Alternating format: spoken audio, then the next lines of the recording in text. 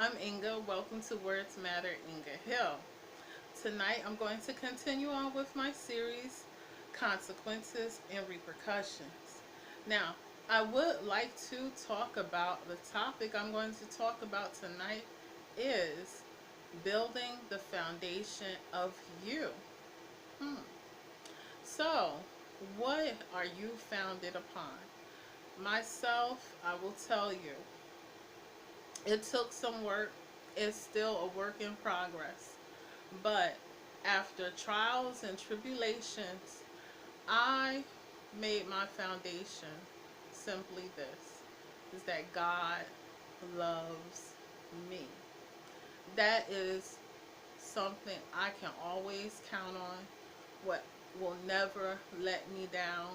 I know God's love is always there.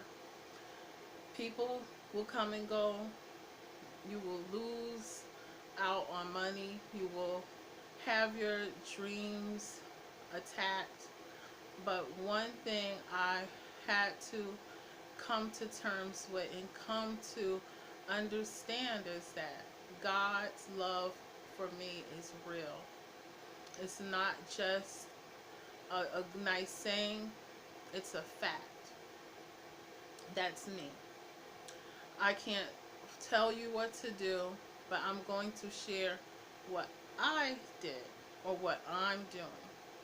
And I had to do that because there was one point where I was on my way to having my own clinic. I had been taking an evening course. I worked full time, and twice a week I would drive about 45 minutes to this class, and everything was going great. Well, towards the end, the instructor actually got cancer, and things. It seemed like the doors that were wide open began to just close up and close up, and that favor that I had and everything going right, it just began to just dwindle down. And then I got into a car accident, and it just devastated me, and I had to let it go. And now I see why, because what I was going to do, my motive for it was off.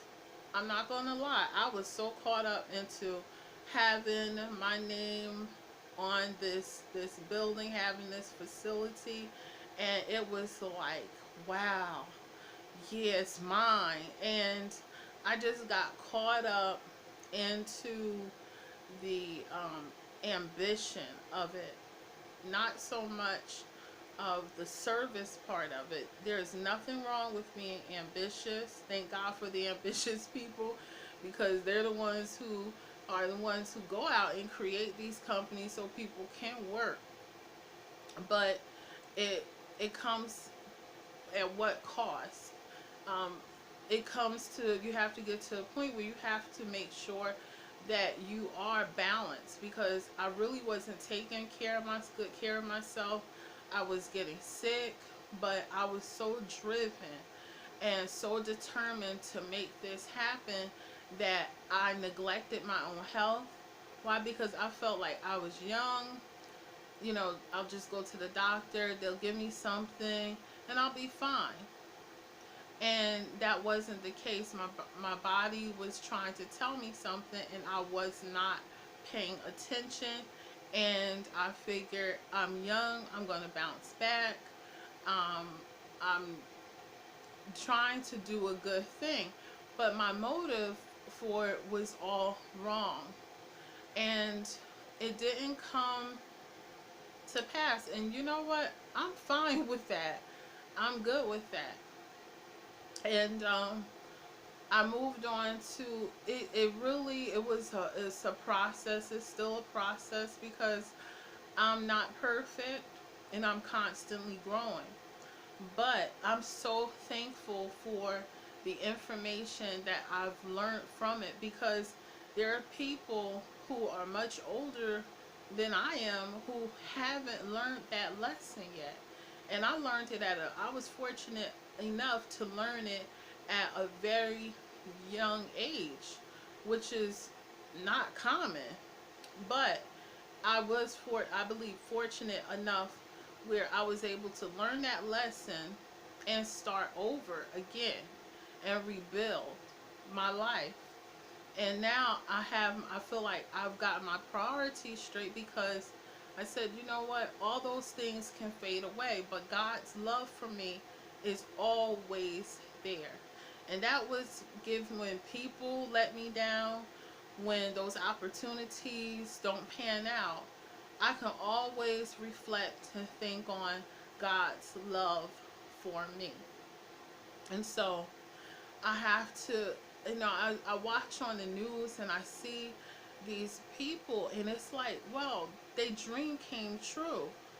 But you also hear that they've committed suicide or died of a drug overdose, or they just seem, you watch and they're just flipping out and having nervous breakdowns. And it's like, okay, so you have to ask yourself, if it's so wonderful, why are these people checking out? Why are they falling all apart? Because what's going on? And there's something, not to ask them, but I would say ask yourself, what is my foundation based upon? If all of your dreams came true, would you truly still be happy? Will you have a peace of mind? If you had all the money you ever thought you needed or ever wanted, will it bring you that peace and bring you that joy? I'll say this. It was a car. I'm not a car person, but I remember I was like, I saved up my money, and it was a car. It was like, I saw that I wanted. And in my mind, I felt like, because I had a hoopty, it was breaking down, that once I got this car, I was going to be so happy. And you know what? When the car came, it was a beautiful car. Beautiful car. I wasn't happy. And I remember the salesman, the salesman talking to my mom, and he was like, did she like the car? He said, I've never seen anybody respond like this. He didn't know what to do with me because most people are like overjoyed. But the thing is that I was putting my hopes of being happy in external things. When this happened, I'm going to be happy. When that happens, I'm going to be happy. And you know what? I wasn't happy.